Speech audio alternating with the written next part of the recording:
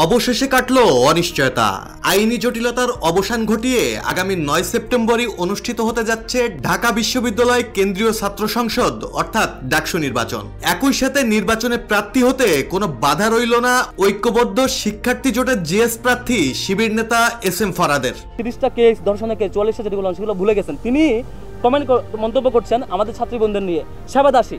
1 September DUCSU নির্বাচন স্থগিত করে দেয়া হাইকোর্টের আদেশটি স্থগিতই রেখেছেন আপিল বিভাগ। বুধবার প্রধান বিচারপতি ডক্টর সৈয়দ রেফাত আহমেদের নেতৃত্বে পূর্ণাঙ্গ আপিল বেঞ্চ এই আদেশ দেন। এর ফলে 9 সেপ্টেম্বর ডাকসু নির্বাচন এবং নির্বাচনে SM ফরহাদের প্রার্থী হওয়ার আইনি বাধা দূর হলো। আসন্ন ডাকসু নির্বাচনে ফরহাদের নির্বাচন করবার কোনো বাধা রইল না। RICL TMX, যুগের পর যুগ স্থাপনা থাকে মজবুত।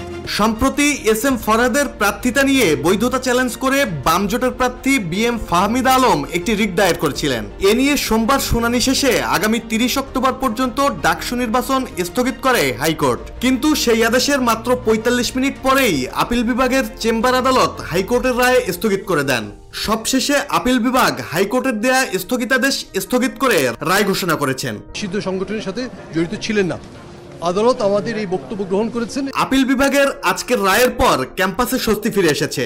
সব জল্পনা কল্পনার অবসান ঘটিয়ে দীর্ঘ প্রতীক্ষার পর আগামী 9 সেপ্টেম্বর প্রত্যক্ষ ভোটের মাধ্যমে নির্বাচিত প্রতিনিধি বেছে নেওয়ার পথে আর কোনো বাধা রইল না ঢাকা বিশ্ববিদ্যালয় শিক্ষার্থীদের। ডেস্ক রিপোর্ট, জয় জয় দিন।